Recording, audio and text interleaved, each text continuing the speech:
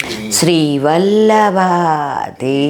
કી જય, ગિરિરાજ ધરણ કી જય, શ્યામ સુંદર શ્રી અમને મહારાણી કી જય, શ્રી ગુસાઈજી પરમ દયાળ કી, શ્રી ગોકુલનાથ કી જય, દાવ દયાળ કી જય, શ્રી નવનીત પ્રિયા લાલ કી, अपने माथे બિરાજતા સેવ્ય સ્વરૂપ બધાય વૈષ્ણવને જાજા કરે જય શ્રી કૃષ્ણ, જય શ્રી કૃષ્ણ.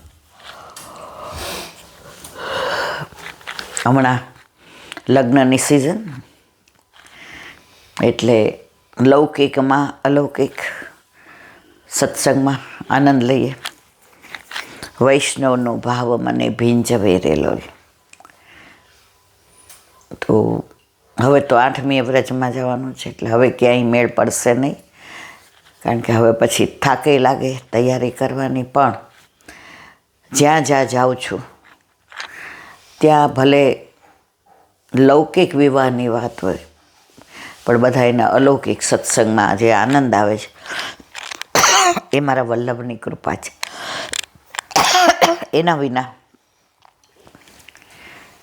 અત્યારે બધાને કીટી પાર્ટી બોલાવવાની હોય કે પછી બીજું બધું, પણ જે ખરેખર જેના ઘરે જેના માથે વલ્લભે ઠાકોરજી પધરાવી દીધા છે એને તો પહેલાં વૈષ્ણવને બોલાવીને ઠાકોરજીના, વલ્લભના, વિરજાના, વિઠ્ઠલના, વલ્લભના, વૈષ્ણવના, વનમાળીના ગુણાનુવાદ અને પછી જે કરવાનું છે તો કરવાનું જ છે. વલ્લભે સ્પષ્ટ આજ્ઞા કરી છે કે કાપટ્ય ભાવથી લૌકિક કરવું. જો તમે નહીં કરો તો બદનામી થશે અને તમારા ઠાકોરજીને શ્રમ પડશે. તો જે લૌકિક કરવાનું આવે એ પ્રેમથી કરવાનું, પણ કેવું કરવાનું? ઠાકોરજી સહિત. ઠાકોરજી વિના કશું જ નહીં. તો આખો મહિનો લગભગ 5-6 જગ્યાએ સત્સંગ કરવા ગયા. બધે લૌકિકમાં અલૌકિકનો આનંદ લીધો. હવે એક નાની વાત, પુષ્ટિ માર્ગમાં કેમ ચમત્કાર નથી? પુષ્ટિ માર્ગમાં કેમ પ્રગટ નથી કરવાનું? પુષ્ટિ માર્ગમાં કેમ વલ્લભ કહે છે કે પ્રગટ કરે રસ જાય? એનો એક સાચો બની ગયેલો દાખલો આપો. વ્રજમાં એક સંત રહેતા હતા. એને ઠાકોરજીની સેવા, સ્મરણ અને સત્સંગ આના સિવાય શેમાંય રસ નહીં.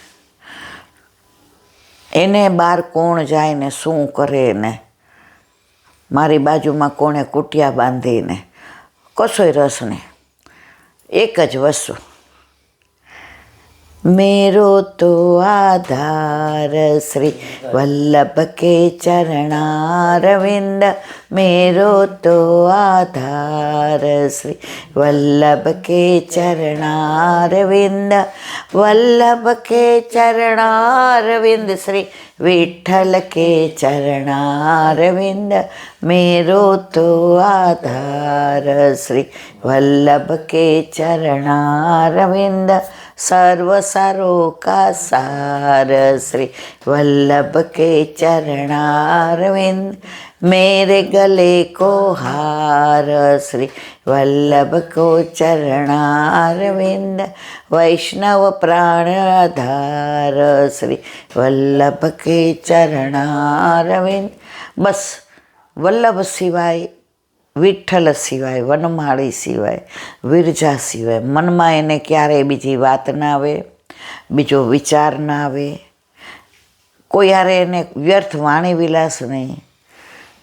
જ્યારે એને એવું લાગે કે મારા દેહાનું ભાન આવ્યું છે ત્યારે મધુકરી કરે અને એ મધુકરી લઈ આવી પહેલાં ધજાને ભોગ ધરે અને કોઈ આવતું જાતું હોય એને પહેલાં લેવડાવે પ્રસાદ અને વધે એમાંથી લે.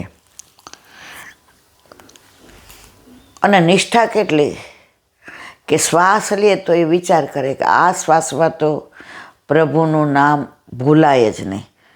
વળી શ્વાસ અંદર જાય એટલે વિચાર કરે, આમાં તો પ્રભુનું નામ ભૂલાય જ નહીં. આંખનો પલકારો થાય, આમાં મારા પ્રભુનું નામ. તો એ પોતાની દરેક દેહ ઇન્દ્રિય ક્રિયાની અંદર પ્રભુને જ યાદ કરે.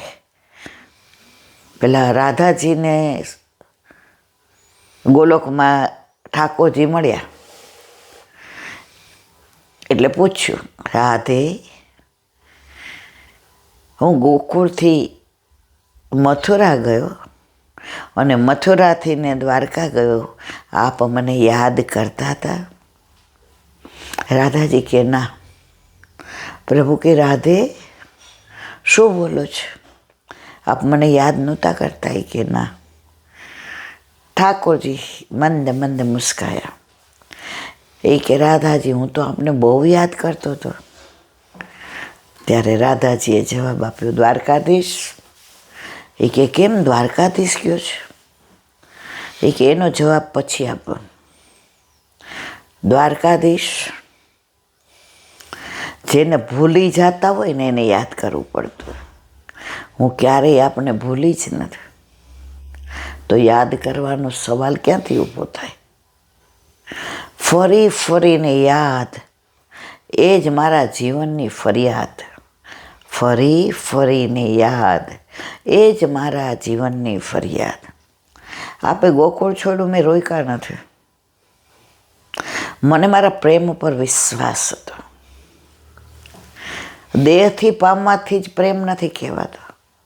આપ જ્યાં રહ્યો ત્યાં મારા પ્રાણમાં છો, મારા શ્વાસમાં છો, મારા અંતરમાં છો, મારા રૂએ રૂવાની અંદર છો. પણ એમ કોને મને દ્વારકાધીશ કેમ કહ્યું? તો કે અહીંયા વેણું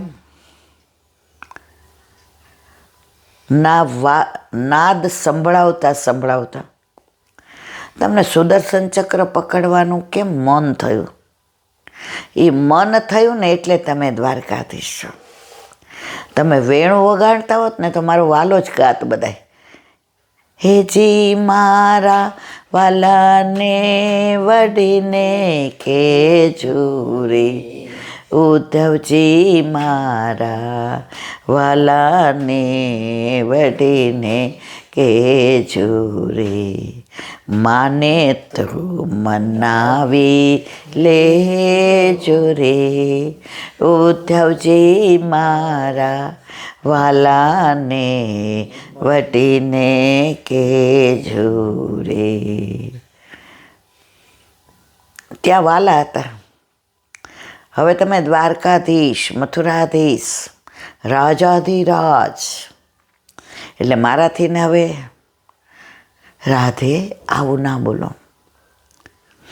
અહીંયા વેણુના એક એક સુરમાં અમારા પ્રેમનો ભાર એટલો બધો હતો. દ્વારકાધીશ, ભારનો તો ભાવ એટલો બધો હતો કે વેણુને બે હાથે પકડવી પડતી હતી. એક હાથે તો આપ સહન નહોતા કરી શકતા. અને ત્યાં એ બધાનો ભાર એટલો બધો કે એક ટચલી આંગળીએ સુદર્શન ચક્ર પકડ્યું. કારણ આપ તો દ્વારકાધીશ હતા. રાધે હવે બસ, હવે સહન નથી થતું. ના પણ દ્વારકાધીશ મારાથી કેવું છે. અહીંયા હતા ત્યાં સુધી અમારું કયું કરતા હતા? અમે નાચીએ એમ નચાવતા હતા, અમે ડોલાવીએ એમ ડોલતા હતા. અને ત્યાં આપ બધાને ટચલી આંગળીએ નચાવો છો. સુદર્શન ચક્ર ફેરવો એટલે બધાએ. કારણ કે આપ હવે મથુરાધીશ, દ્વારકાધીશ. રાધે, હું બધું સબ ના હજી તમારે કેવું છે.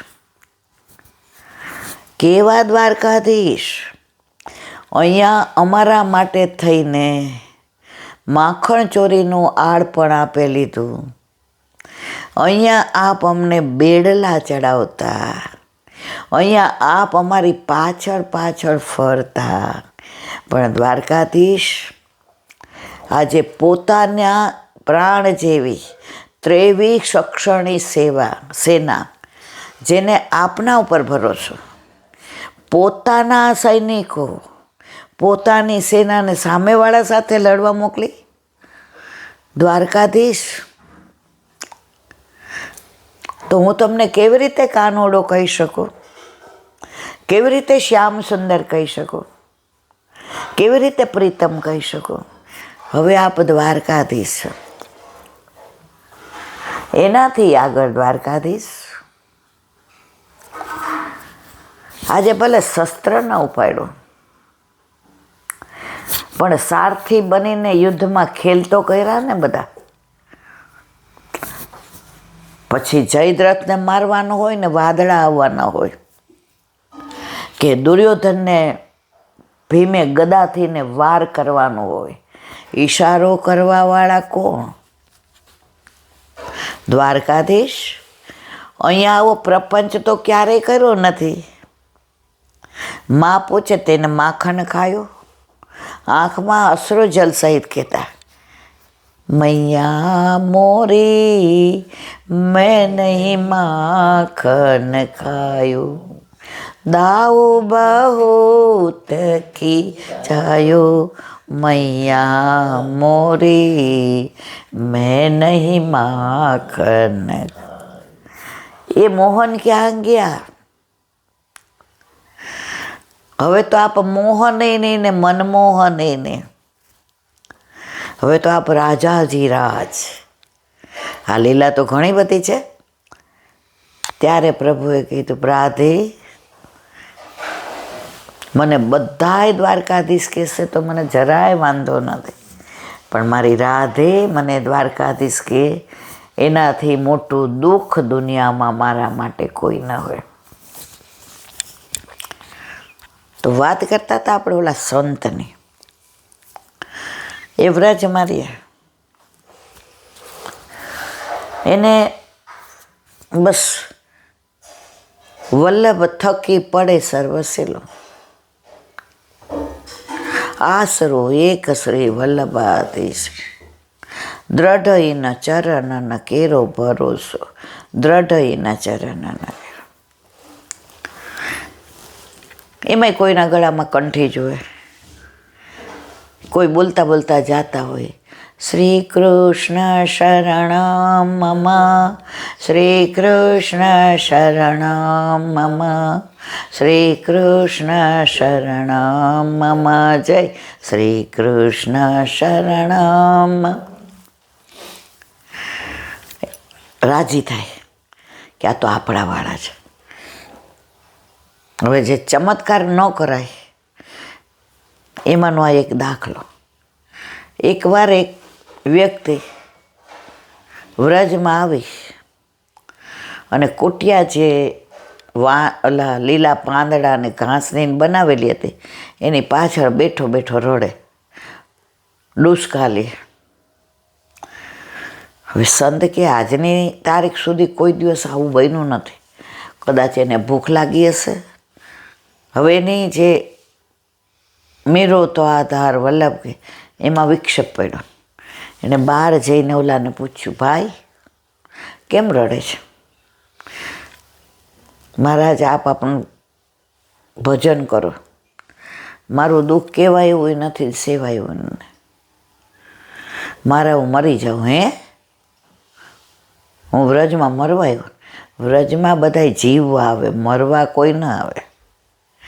જ્યારે બધાથી થાકેલો માણસ હોય ને એ વ્રજમાં આવે ને એટલે રાજી થઈ જાય, પાછો પ્રફુલ્લિત થઈ જાય. પછી એને એમ થાય કે ઓહો, મારું તો આ બધું મારું જ છે. સંસારને મારું મારું કરે ને ત્યારે એને મરવાની બીક લાગે, પણ વ્રજમાં આવે ને બધું મારું મારું કરે ને, મારા યમુનાજી, મારા ગિરાજી, મારા વલ્લભ, મારા વિઠ્ઠલ, મારા વનમાળી, મારા વ્રજ ભક્તો, મારા વૈષ્ણવ, મારા વ્રજવાસીઓ, તો એને ક્યારેય મરવાની બીક ન લાગે. ભાઈ તારે કેમ વ્રજમાં મરવું છે? મહારાજ ધંધામાં ખોટ ગઈ, બધું વેચાઈ ગયું, એટલે મારી પત્ની મને છોડીને વહી ગઈ, અને મારા 2 બાળકો એને પાલન પોષણ કરી શકો એવું મારી ત્રેવડ નથી.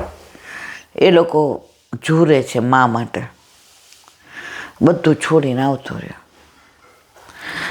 હવે મારે બસ મારા પ્રાણ ત્યાગી દેવા છે. તો કે અહીંયા શું કામ આવ્યો પ્રાણ ત્યાગવા? એ કે વ્રજની અંદર આવું તો મને વ્રજવાસ મળે ને. એ કે ઘરે વ્રજવાસ મળે. તાર શું તારે આ બધા પ્રશ્ન સોલ્વ થઈ જાય તો તાર જીવવું છે? એ કે હા. એ કે શું?